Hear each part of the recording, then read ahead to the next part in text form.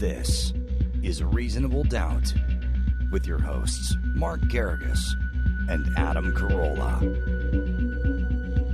Yeah, get it on. Got to get on. No choice but to get it on. Welcome to the best hour or so in the universe. It's Reasonable Doubt. I'm Adam Carolla. It's Mark Garrigus over there. Mark is not in studio, though he did put together a pretty good run.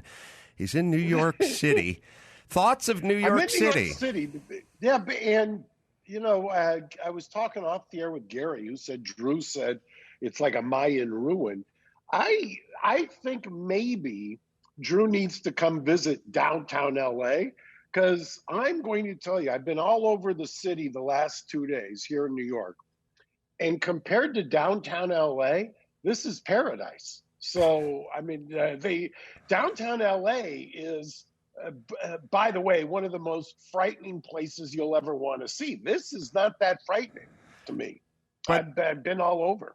To be fair to Drew, it's like saying, you know, Glendale's bad, but compared to Dresden, 1945, during the fire bombings, during the air campaign, it's pretty good. It's pretty good. Like, you're comparing it to the worst city in America at this point. Yeah, well, yeah, I have yet to see a city or a condition that rivals downtown LA at this point. And mind you, if I had an axe to grind, I'd be saying, hey, you should be out of the city, go up to the Hamptons. I got a hotel there. Go stay in the Hamptons. There's a lot of people on the street. The weather was beautiful midweek here. By the time this airs, I don't know that it'll be that beautiful. Well, but can I say this? It isn't like downtown LA. To be fair to Mayor Garcetti, LA has a lot of people on the street, literally on it, like laying on the street. Yeah. They're not shopping and browsing and buying pastries. Except one thing you do not see here, maybe I'm in the wrong neighborhood, although I was around the corner, 24th had an encampment there, but you don't see as many people who have just shot up or either opioids or some other drug and then are just passed out on a grate. You just don't see that. Like L.A. at that 7th and Figueroa location is an outdoor insane asylum. And, there's crazies, and Mia's going to go psycho that I say crazies, but while there's people mentally challenged everywhere, this just does. I just think everybody's complaining. I invite you to come to downtown LA and see what Garcetti has led us to. But Adam, you had a good tweet this week, a really good tweet this week. Which one? Which I just tried to pile on. You said you could hardly wait for Biden to get elected so he could appoint Garcetti as head of HUD. And I call that the Garcetti principle. He can do less damage there than he can as mayor in L.A. So it's only a matter of time. Concur. All right, let's talk about some of these hot button cases that are going on involving police brutality and beyond with the Kyle Rittenhouse thing. Jacob Blake, number one, that's the hottest story going on involving the cops and, once again, another unarmed black man shot in the back. What's your take on that? And how does it work? Yeah, they've already. All of these have the same spin.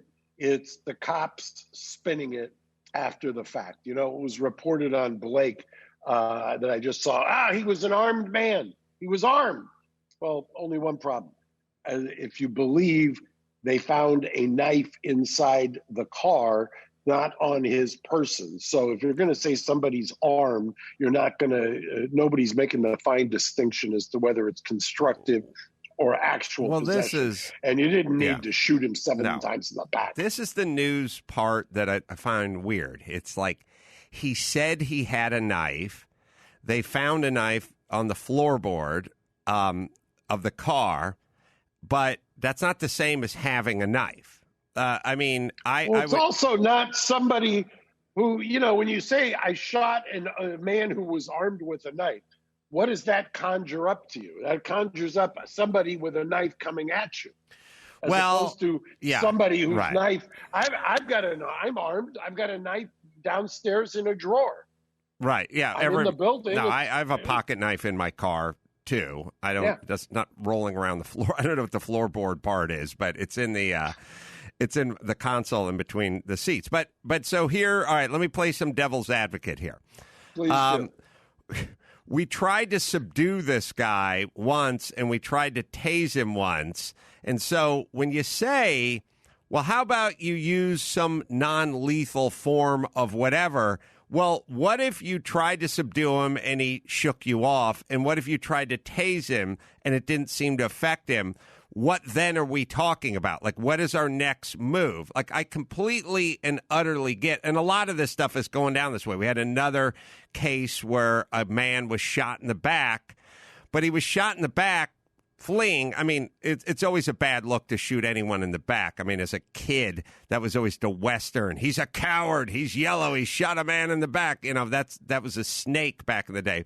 But the shootings in the backs come after the guy gets the best of the cops physically and from a, taser or pepper spray or whatever non-lethal force. So now when you're saying to the cops, why didn't you use something that was non-lethal? They kind of already did, and it didn't really work. What would you say to that? Yeah, but what just never ceases to amaze me about these, and Trevor Noah did something that went viral, and I saw it, and I was persuaded by it. It's how is it that this guy who doesn't have a gun or a lethal weapon on his person, because the knife was apparently not on his person, how does he end up getting shot 7 times in the back? And yet the guy who had strapped on, Rittenhouse, had strapped on a rifle, is taken into custody and without incident. And, at a certain point, you have to be trained. And this is what every single one of these wrongful death cop cases, they don't, for some reason, these cops are not trained to de-escalate. And what you were talking about is basically the ladder of force, or they used to have a different name for it, which I won't repeat, but you kind of escalate the use of force. They could have tackled this guy. They could have done a million different things, and they do routinely.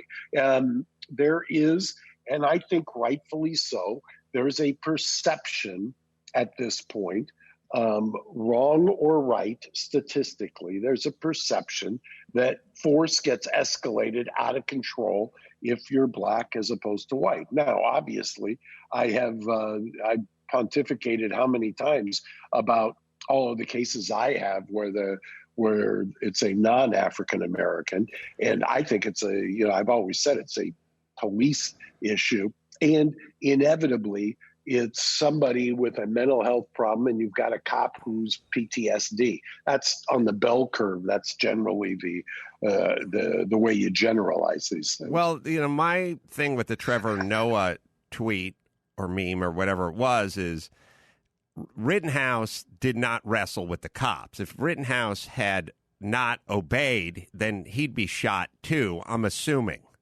I'm assuming a guy with a gun that didn't obey would definitely have some bullet holes in him from the cops. So that is a key component that's being left out. Yeah, and then the counter argument to that is if Rittenhouse was black and he's walking around with the gun that he's walking around with, would they have given him the chance? That's a hard one to figure out, but I mean, we can all hypothesize. The point is the Mr. Blake. So you wrestle with the cops, or the cops wrestle with you, or whatever it is. I don't know why these cops aren't better at wrestling. These guys just get up and walk away. Everybody gets up and walks away, and you'd think at a certain point that a cop would say, they keep burning the city down, I'm not going to shoot somebody in the back. No, I agree. What is the point of shooting them in the back? I don't understand it. Why shoot somebody in the back? Well, there's a few things going on, probably psychologically. This person just got the best of you physically. Like they just kicked your ass, or they won the wrestling match, or whatever it is, and you have a gun.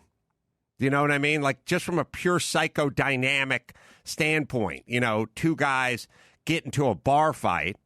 The one guy beats the crap out of the other guy, but the other guy's got a gun. At some point, unfortunately, everyone becomes a human being and stops becoming law enforcement personnel or a trained peace officer. You just become a dude who just got his ass kicked. This is kind of the problem. It's that snapping. It's that switching of the brain from sort of trained professional to dude with a gun, adrenaline surging, just got his ass kicked. I think that you've got a point as to what happens, and that's precisely why there's got to be. First of all, you've got to strip. On this soapbox, got to strip qualified immunity. You can't just say that these things can happen. I mean, we did that one. You saw the one, and we're still waiting for a decision out of Utah, where the cop literally drove up, and my client's son was walking away, turns around, has his hands near his waist, and the cop, in a matter of seconds, without any kind of fisticuffs, without anything else, the cop just executes him. And it's you watch it and you say to yourself, this is unreal. Plus, why are there not body cams? I can't believe we're in 2020 and there's no body cams. I agree. There should be. But this is kind of my argument, which is the guy who got shot, which we don't really hear about in the news. Your client was white or Hispanic. Of course, if he was black, Utah would be on fire. And then we would all speculate, well, what if he was a white guy? They wouldn't have done it if he was white. If he was white and he turned around, they wouldn't have done it. But that white guy's dead. So my argument is they do a lot of it. It's all here it is right here. It's all wrong, but that's what they do. I mean, look at this one. I just will never get over this. And mind you, this was dismissed at the trial level, saying the cop had immunity for this. Watch this.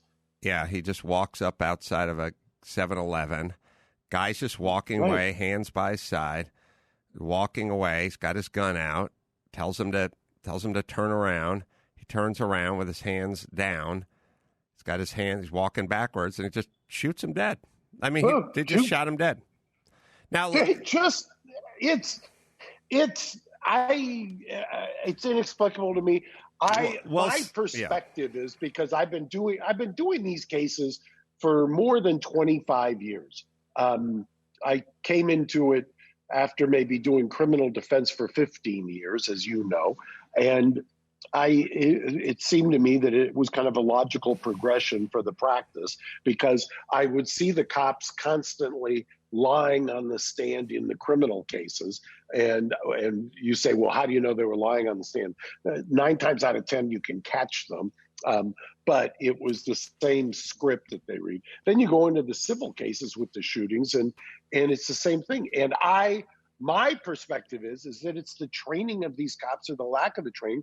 And then you combine it with, and I said something to Gary today, the cop speak, the cop language is just, so there was a whole thing, the journalists have picked up on this officer involved shooting, which, all of a sudden now people are talking about that. I remember arguing about that, or cross-examining a police chief many years ago and saying, officer involved shooting, what are you talking about? If this had been a civilian, you would have said murder. I mean, we make it nice by calling it officer involved shooting. Right. Yeah.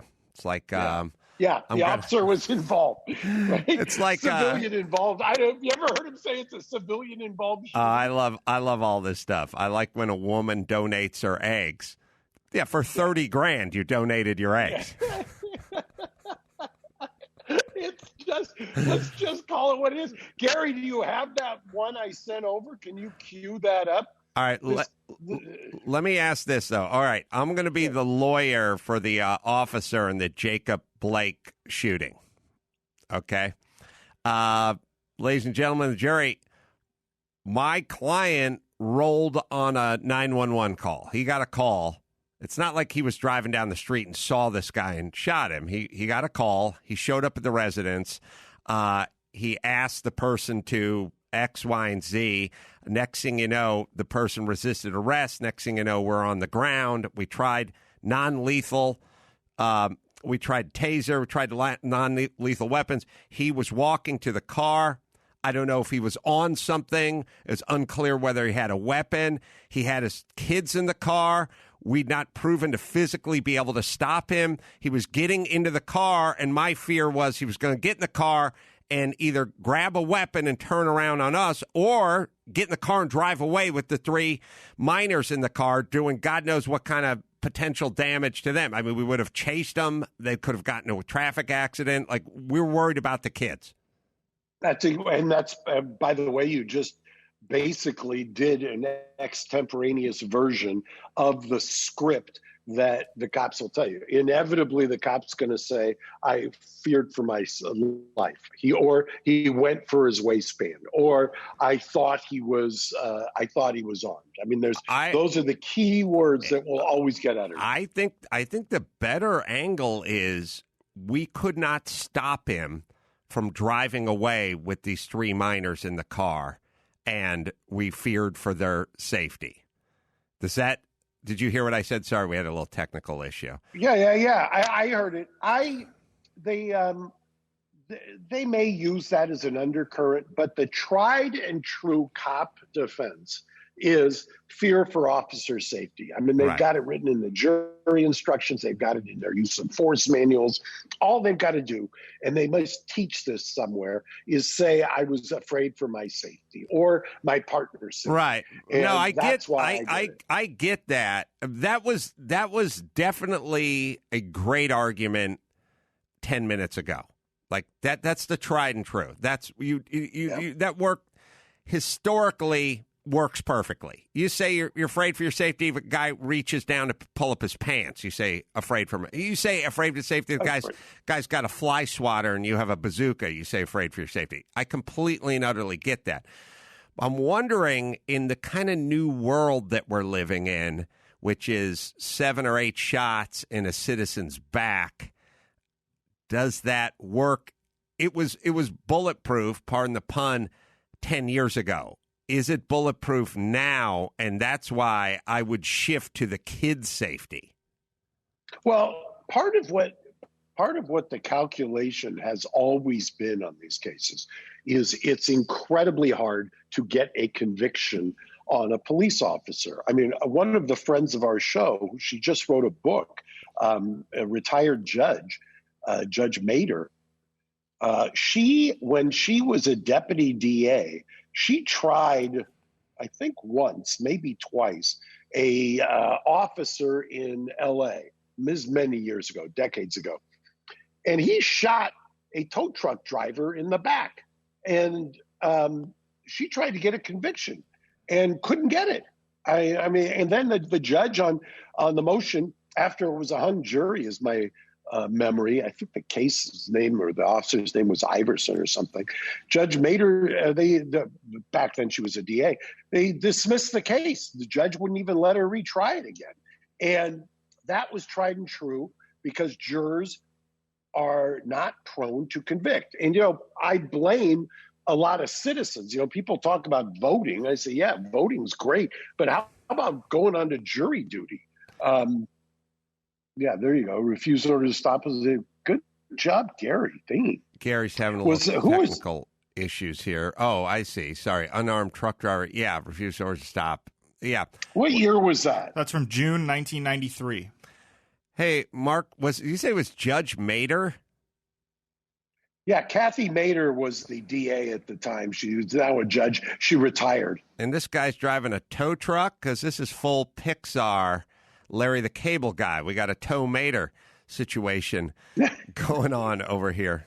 A little shout out to the Pixar kids. But all right. Yeah. So so that's part of the problem is jurors don't want to. They come in. I often say the only people who get a presumption of innocence in the criminal court is if you're a well-liked famous person or you're a cop.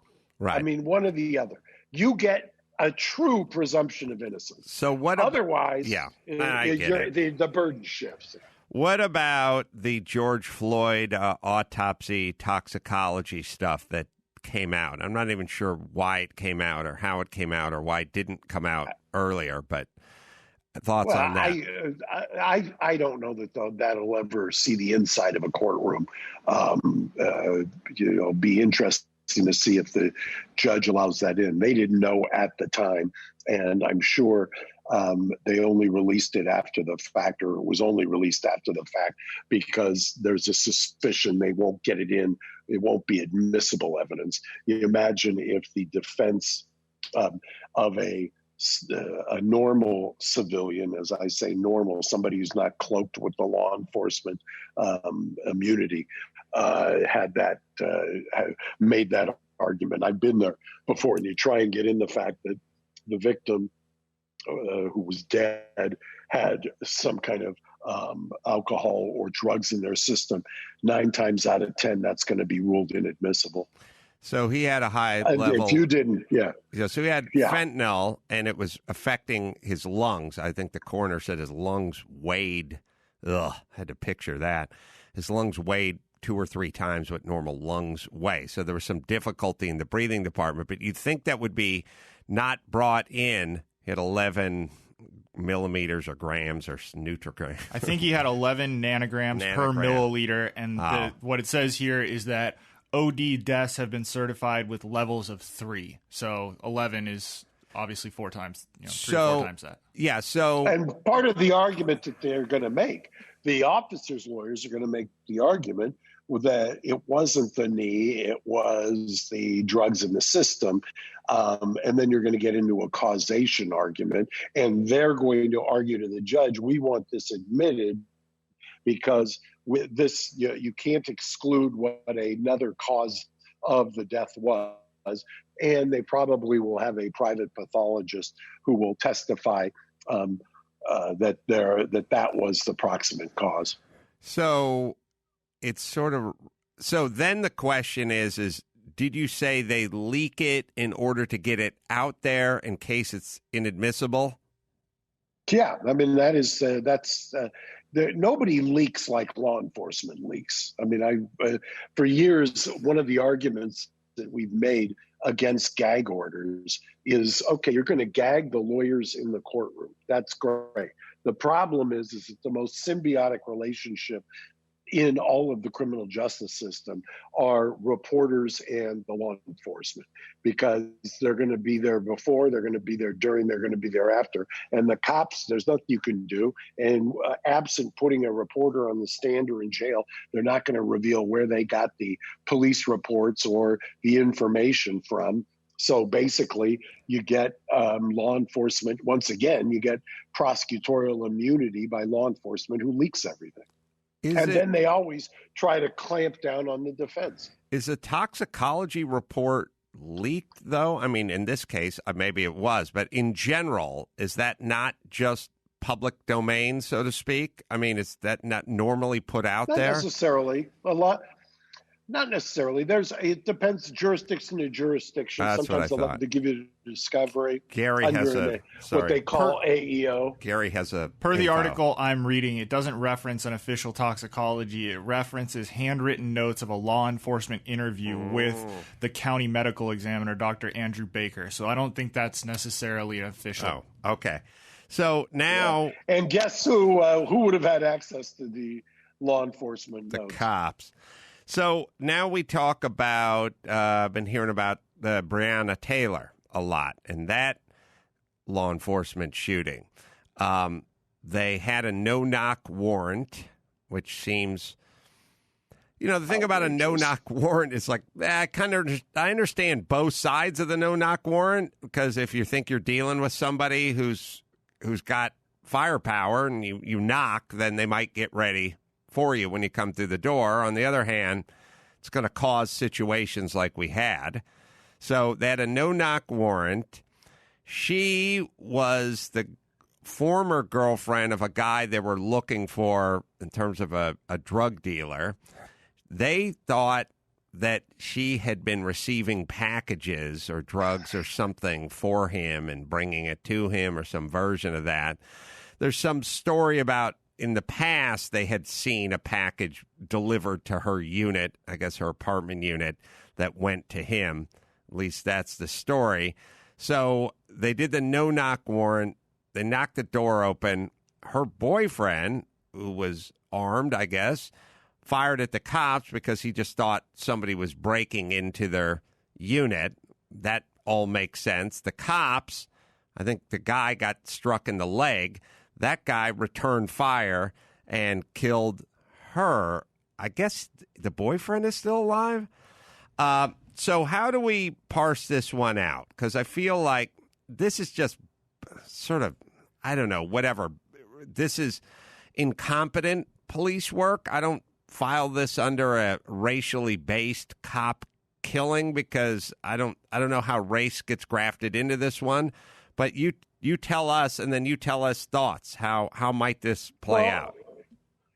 Part of the problem is that if this were a couple of whites protecting their property, they'd be speaking at the Republican National Convention, and they would be lionized, and that's what the perception is in the communities of color. How is it possible that I'm in my house when the door gets battered down and return fire and get killed and nothing happens? Whereas if I'm outside protecting property, there's a basic disconnect on the perception in the communities of color. And I get it because I've said But for how are you going to prosecute? How are you going to prosecute this one? Well, that's a tough prosecution because, but it does strike me that there is an involuntary manslaughter there, that there is a lesser standard, and that you could, and they would, frankly, if it was a non-law enforcement, there would be a prosecution.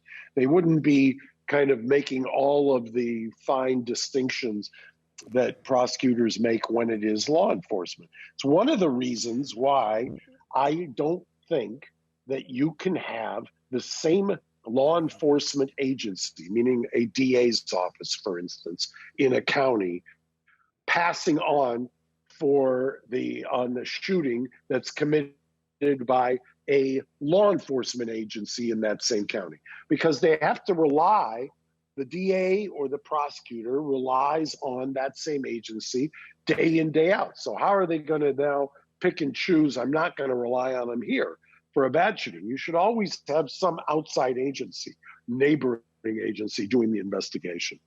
That makes sense. You know, in terms of if this was in the private sector, so to speak, if this was just you or me going into someone's apartment, then we would obviously be prosecuted. But to me, this is different, obviously, because there's a warrant, and then you have to service the warrant.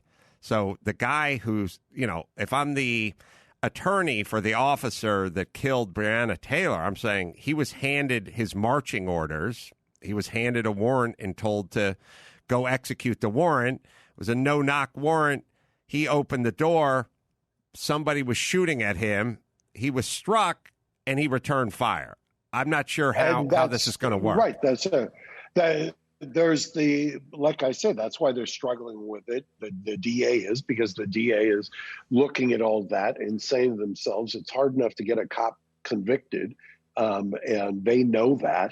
But to some degree, this is the frustration I get, because the reason it's so hard to get a conviction for a cop is because DAs look the other way, prosecutors look the other way when they put on law enforcement witnesses who just lie through their teeth on the stand.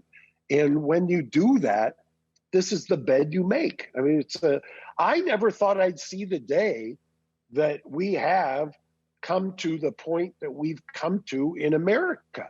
I just never thought I would see the exposure of this. It almost seems surreal that all of the stuff that you rail about if you're in the criminal justice system, all of a sudden it's gone mainstream. It's crazy. I literally never saw I'd see it. And it gives prosecutors, she'll remain nameless. I just had dinner with a longtime prosecutor, and we had a discussion. And the discussion was, who would have ever thought that, back in the 90s, that you would fast forward in what's a relatively short period of time, 3 decades, and you'd see this kind of sea change. I mean, my father used to talk about the pendulum swing, but it's really kind of astonishing to see where we are and to see how something that a very small niche group was talking about 30 years ago has come to pass and now is somewhat accepted. And prosecutors no longer, remember when we were talking about Kamala and why she's kind of difficult to criticize, because she, back in the 90s, in the 2000s, she was part of that top cop, DA mantle, whatever, it wasn't the progressive prosecutors. You couldn't have elected a progressive prosecutor 10 years ago. Give me a break. So in terms of Keith Ellison, is it Ellison or Ellis? Who's the AG in Minnesota? Minnesota. And he's going for second degree. Ellison, Keith Ellison. Yeah. He's going for second degree. We've talked about it before. Is he shooting from outside of his range? I mean, should he move a little closer to the hoop and not go for the 3-pointer, but just go with something that he thinks he can score with? Or let me give you an example, changed? which is also pertinent this week. I talked to you on ACS about Scott Peterson's death sentence being overturned. Prosecutors make determinations. Call me a cynic, but I knew at the time, and I think that the prosecutors 17 years ago knew at the time that what they were doing in the death qualifying and what they were encouraging an experienced judge to do 17 years ago was wrong. It wasn't the law. But they had the ulterior motive, and the ulterior motive was, in my opinion, that they didn't care about the death penalty as much as they wanted pro-prosecution jurors and generally people who are kind of slavishly devoted to the death penalty are statistically more devoted to the prosecution or biased or skewed. Keith Ellison, I think, and prosecutors generally make a calculation. When you're playing to the crowd, so to speak. And if playing to the crowd means trying a more elevated form of murder in order to grab all four or be able to get a legal theory through or to a jury that you wouldn't be able to at a lesser charge, you're going to do that because you're going to figure, look, if I get it to a jury and I get the right jury, I'm going to get a conviction. I'll be moved on to some other higher office by the time this comes around. And sure enough, that's what happened. In Peterson, they said Birgit Flatiger, her spokesman, who said, well, she's now the DA. I mean, she was not the DA back then, back in 2004. They released something that said, oh, she was just an observer behind the bar. Hey, I was there. She was not just an observer behind the bar. But they're hoping that nobody's around that remembers what happened in real time, and you use it as a stepping stone to get to higher office. That's, I suppose, a cynical and jaded way to look at it, but it certainly comports with my experience. Would you make this argument in this day and age with some of these cases that are very charged, have a lot of energy, racial energy, sort of societal energy, Black Lives Matter, and so on and so forth? If you were defending some of these officers, would you say, because back in the day, they'd say you couldn't get a fair trial because everyone in this town has heard of the Scott Peterson story. They're all polluted. We got to go to Wyoming, where people hadn't heard of this thing, because this notion of the juror pool is tainted because they're aware of all this information, have been watching the news, blah, blah, blah.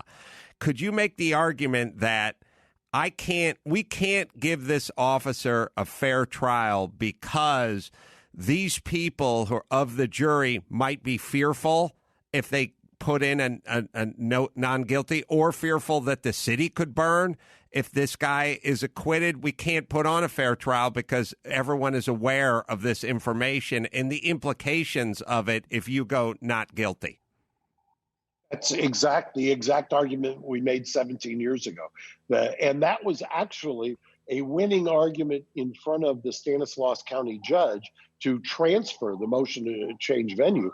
Be careful what you wish for moment is, Scott went from Stanislaus County to San Mateo, which was a nightmare. I mean, then I saw some of these jurors interviewed this week. One of the jurors said he wished he had that he could have just taken a gun and put a bullet into Scott's brain. And two of the others gave similar type interviews. One of the jurors said something to the effect of, "I feel like part of my life has been taken away." I mean, a lot of times the problem with a change of venue, and the Supreme Court in this decision this week dealt with this, said, well, maybe LA would have been a better spot than San Mateo. Maybe Orange County would have been a better spot. My feeling was, and we argued it at the time, and not so facetiously, I said, this guy does not have a constituency. Cops have a constituency. And in the sense that OJ had a constituency. Scott did not. Unless, and my kind of tongue-in-cheek joke was, I want to go to Orange County because I've got a higher proportion of adulterous golfers there. But what I was saying is, people on a jury always identify with somebody. I mean, it's but for the grace of God go I. And if you are identifying and you have no constituency, basically, the best thing to do is let some time pass between the heat of the moment and when you go to trial. The worst thing you can do is go to trial quickly. Yeah. And you saw it this week. The amount of hate. People might say, well, there was still a lot of hate out there towards Scott. You have no idea. I saw what happened this week. Just when the death sentence portion was reversed, there was nothing like the hate that was happening in real time back then. Yeah, so the question still sort of remains, which is, if you think the city may burn with a non-guilty, then what doesn't that affect the jury? Yeah, and that's why you make the argument, look, you cannot sacrifice somebody's fair trial rights by letting the jury, if you're not going to move or change the venue, if you make a determination, and, there's people who do studies, we commission people to do studies. If you're going to say it's as bad and somewhere else in another county in the state, when it's a state court prosecution, then the question becomes, how do you remedy it? And they quoted in the Peterson opinion, at least, the trial judge saying, where am I going to send this? I'm going to send it to Mars? No, but what you could have done there, what they did with, what's her name, Casey Anthony, is you sequester the jury.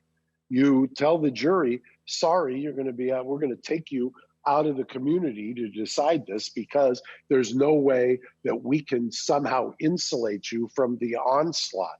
And that was always one of the big complaints about Peterson is they didn't sequester the jury until the deliberations. Well, that doesn't do you any good, because once the deliberations were over, they came out to cheering thongs, over 1,000 people cheering outside. I mean, it's insanity. And that's before they get to the penalty phase. I'm going to tease this, but if you're selected to the George Floyd jury, you need anonymity, right? Or can you have anonymity? I mean, those people will potentially be in danger in the current climate if they turn in a non-guilty verdict, I believe, in this world where everyone's doxing everybody and telling everyone's address and everything. I mean, I literally had an exchange, a text exchange with Tucker Carlson the other day, and I said, I'm coming out to D.C. to do something, interview Trump, actually. I said, you want to get dinner or something like that? And he said, I moved to Maine. I said, he said, it's too dangerous for me. I had to move. Like, people have to move now, you know? So we're there. So I'll tease it, but can you have a jury where the jury has anonymity, where we don't know what they look like, we don't know their names, we don't know where they come from? I've definitely thought about them being sequestered, but what about us being sequestered from them to find out information about them? All right, Madison Reed, Mr. I'll hit this first. Madison Reed, Mr. Now, Madison Reed does great hair coloring, and they started doing it for women, and then they were like, hey, if this is good for women, then it'll work for men as well. So then they came up with Madison Reed, Mr. It's a natural look. Gets some of the gray out of the hair, out of the beard as well. You can check out the before and after shots on their website. They don't have the shoe polish look. It's a natural look. I use this product. It comes in a little kit. It comes in a little box. You put on the rubber gloves. You put a little dollop of the color in. You get the color. Go on the website. Get the color that matches. You just kind of rub it through your hair. Then you put a little dollop of the activator in there and rub that through and let it sit for 10 minutes. And you get a little more pepper and a little less salt with a very natural look. You rinse it out in 10 minutes, and Bob's your uncle. Madison Reed, Mr. Right, Gary? Go to MadisonReedMr.com. That's MadisonReedMR.com and use code Carolla for 10% off plus free shipping on your first box. Again, that's code Carolla.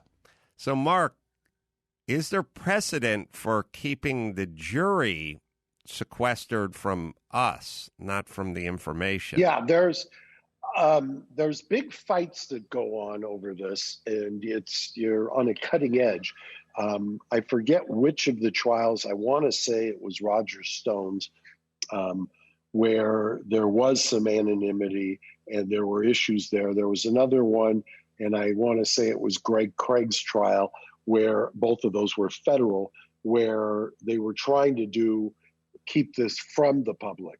What you can do is, I think you can seal the questionnaires for a period of time. I think that that's what you could probably do, and not identify who it is. But it's always a thorny area as to try to restrict access to who they are, or to restrict the jurors themselves from speaking.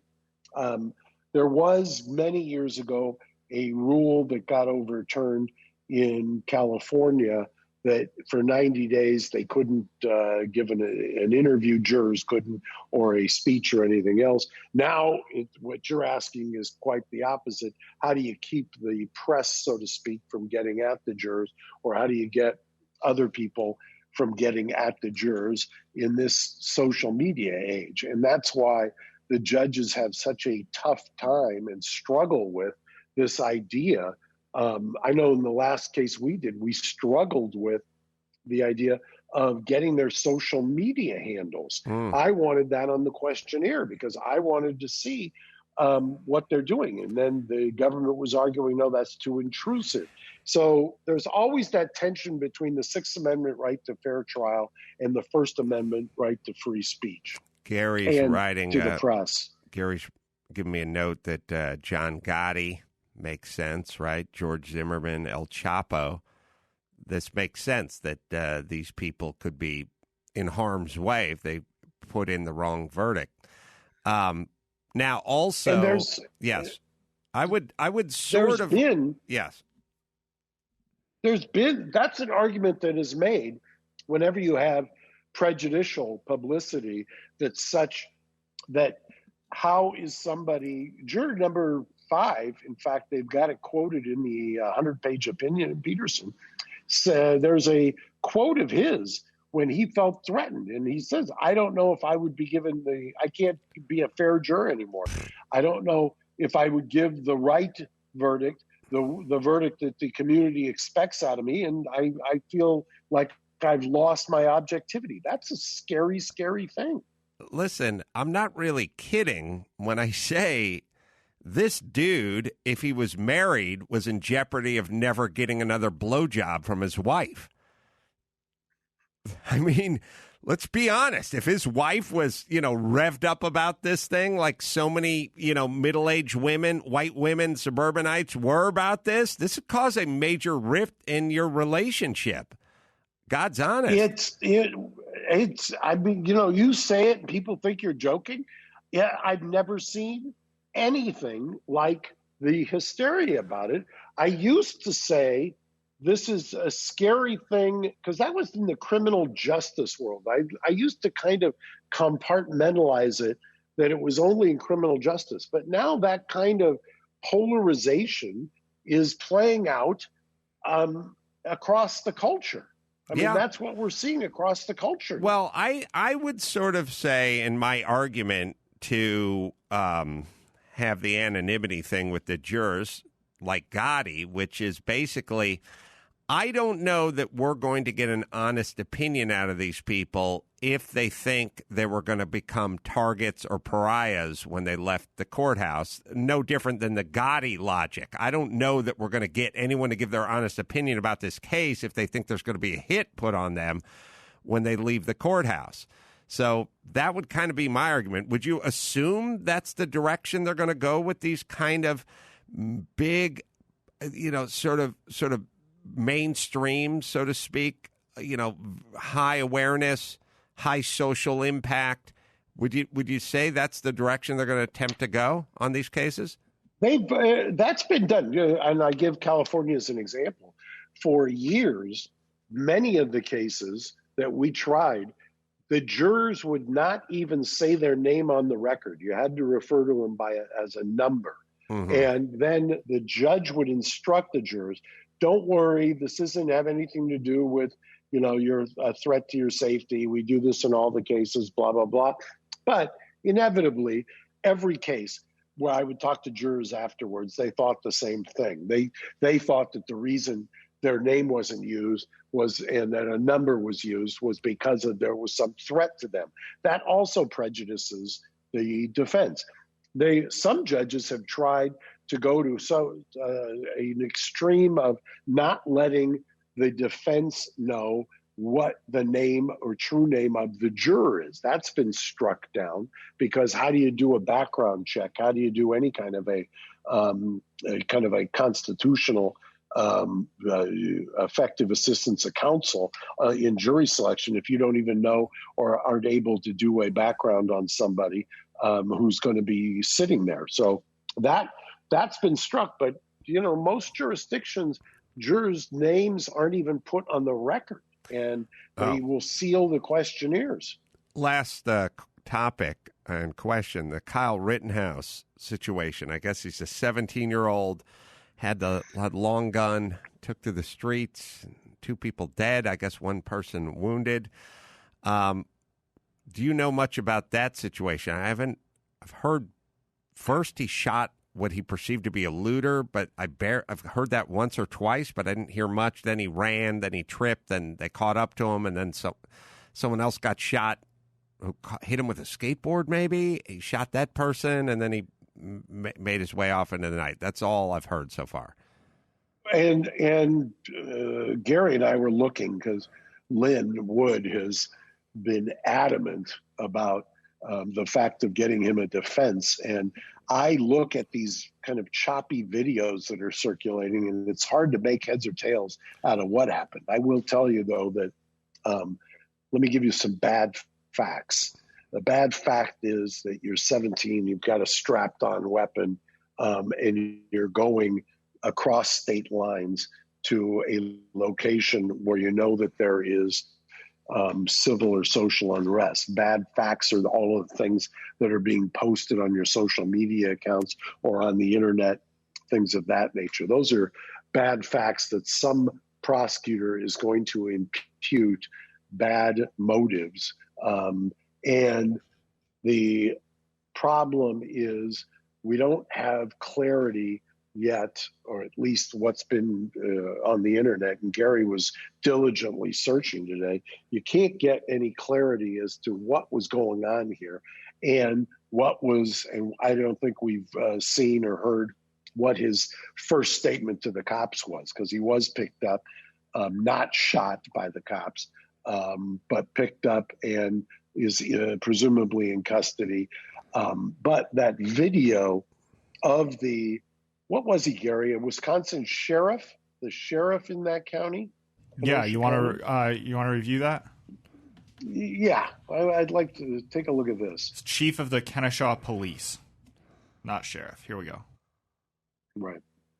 Oh, hold on one second. I got to share it again with sound, but I haven't seen this one. This is the chief of police after all of this was done. Here we go. Kenosha. Persons were shot. Everybody involved was out after the curfew. I'm not going to make a great deal of that, but the point is the curfew's in place to protect. Had persons not been out involved in violation of that, perhaps the situation that unfolded would not have happened. So the last night, the 17-year-old individual from Antioch, Illinois, was involved in the use of firearms to resolve whatever conflict was in place. The result of it was 2 people are dead. The persons were. This guy reminds me of my football coaches from Pop Warner. But look, here's the sad part about me and the difference between me and Mark. When a guy says there's a curfew and there's a reason there's a curfew because shit happens after the curfew, that's something my stepdad would say, and it's hard to argue with that logic. Now, we're not living in that world anymore. What's the difference between your stepdad and my dad? Even though my dad was a hard-charging DA in L.A. County, as I've said famously, for the very first 13 years, if he had listened to this gentleman give that cop speak press conference, he would have his head would have exploded. That was his cop speaking. I mean, to be fair to the sheriff, when you announce there's a curfew and it's ignored 100% of the time, it's got to be, first off, you're neutered in a way, you're cuckolded in a way, but you got to feel like you're making these proclamations like, we will not accept anybody out after 8 p.m. once those street lights come in, and then you look out your window and the streets are filled every single time. So this guy probably had some pent-up energy, and he was like, all right, well, see what happens when you ignore the curfew. Anyway. Is this the same department that ended up shooting the 7 shots in the back, Gary? Do we know? I guess it's the same guy. I believe so, but let me check. This guy's going to get into trouble. Yeah. And also, I'm going to give you an over and under. This guy's got a week left on his job. That's the over under. All right, we'll get back next week and we'll see if he's still around. Same department, right? Same department. All right, I'm doing live shows coming up. Tempe Improv, September 18th and 19th, live podcast, and then stand up as well. And then of course Salt Lake City, God willing, we're flying Air Garrigus, October 2nd and 3rd, coming up at Wise Guys. Mark, do you have plugs? I do. Capri, Southampton, this weekend. Stop by. Naya is the restaurant. Say hi to Michael, who is running it. Then come down to Palm Springs and stop by Gigi's on Saturday night and get a wonderful spread by Greg Grossman, the chef over there, or San Clemente Casa Tropicana. And you can go to adamcarolla.com for all the live dates and my book, I'm Your Emotional Support Animal, available now, and leave a review on Amazon. I shall read it. Until next time, Adam Carolla from Mark Garrigus saying mahalo. Thanks for listening to Reasonable Doubt. Tune in next Saturday for an all-new episode.